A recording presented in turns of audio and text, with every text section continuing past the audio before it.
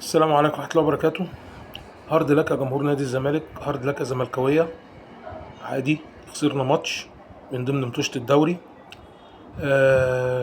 كنا سيئين وما كانش فيه توفيق. كان فيه لعيبة، مش عايز اقول متواطئة، لكن كان فيه لعيبة متخاذلة جدا، وفي 100 علامة استفهام حواليهم. بس انا عايز اقول حاجة، عشان ايه الناس اللي زايطة قوي وبتحفل؟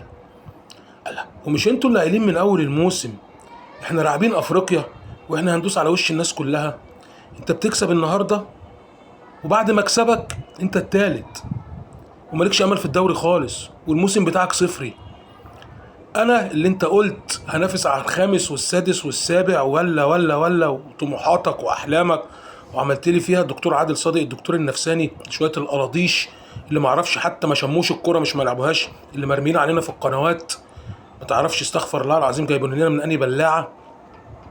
كان يقول لك اصل انت كده طموحك اكتر من امكانياتك. طب احنا الاول، شوف بعد الخساره وبعد الحرب اللي انتوا عاملينها دي كلها وكل المجهود ده، انتوا التالت واحنا الاول.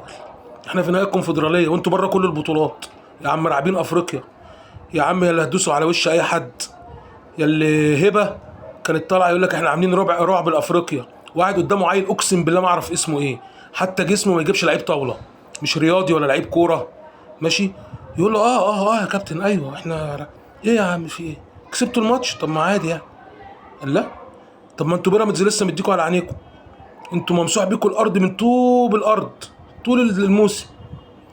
النهارده لو في توفيق قدر الله ما شاء فعل، طبعا ما فيش لو، في كورتين ناصر منسي وعبد الله السعيد في اول ماتش كنا عدينا عليكم 3 و4 عادي. وبعدين في ايه؟ ده احنا بنعمل كده واحنا بنجهز فرقه. انا بقى رسالتي لجمهور الزمالك مش لجمهور الاهلي، طبعا مبروك. انا بالنسبه لي، انا كراجل رياضي لعبت كوره هقول لكم مبروك عادي. احنا بنعد فرقه يا جماعه. احنا نسينا ان احنا اول الموسم ده بنجهز فرقه؟ نسينا ان اللي عملوا سلسله الانتصارات شويه ناشئين، من اول محمد ابراهيم ولا ايشو ولا محمد السيد ولا الفرنسي ولا انس؟ ايه، نثبت كده شويه فيها رجاله عادي. واللي جاي ان شاء الله احلى، وهنكسب الدوري باذن الله. انا كنت قايل لكم قبل الماتش ده انا خايف وهيبقى فيه هيفي سكور سواء هنا او هنا. لو كانت ربنا سبحانه وتعالى قدر ان هو يوفقنا في اول الماتش كنا هنعد والله، لكن مفيش توفيق، ماشي مفيش مشكله، دي الكوره عادي. بس نركز الماتشين الجايين وماتشين الكونفدراليه، هتنسى كل الكلام ده. يا مدى ال 132 ديربي اتعملوا، هم كسبوا كتير واحنا كسبنا كتير وتعادلنا، واللي يقول لي عادي يعني مش قصه. بس احنا بقى جمهور غير، احنا استنينا لاخر الماتش وشجعنا لاعيبتنا، ما شتمناش حد، ما قلناش ادبنا على حد، ولا قلنا كلمه فيها ولا ولا ارحل يا ايقو، ولا مفيش منه الكلام ده. الحمد لله عندنا احنا ناس متربيه، جمهور متربي. طبعا جمهور الاهلي في ناس كتيره متربيه، بس مش زينا الحمد لله. يعني احنا جمهور مؤدب قوي ورجاله قوي وبنحب فرقتنا قوي.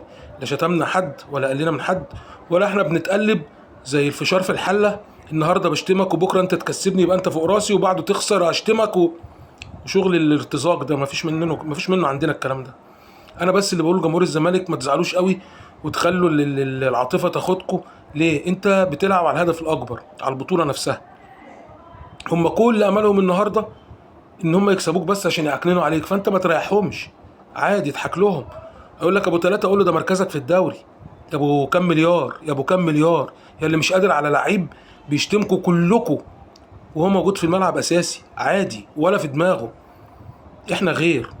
عموما مبروك للاهلاويه، هارد لك لملوك الناس، جمهور الزمالك الصفوة المحترم اللي بيدي دروس في كل حاجه. والايام جايه ان شاء الله، وهنتقابل بعد الدوري وهنتقابل بعد الكونفدراليه، وربنا ييسر ان شاء الله. وربك سبحانه وتعالى زي ما قلنا من اول الموسم ما بيرضاش بالظلم. هم النهارده كسبوا حق بما يرضي الله، لكن اللي حاصل فيهم ده من ظلمهم. عموما هنتقابل ان شاء الله في اخر الموسم. السلام عليكم ورحمه الله وبركاته.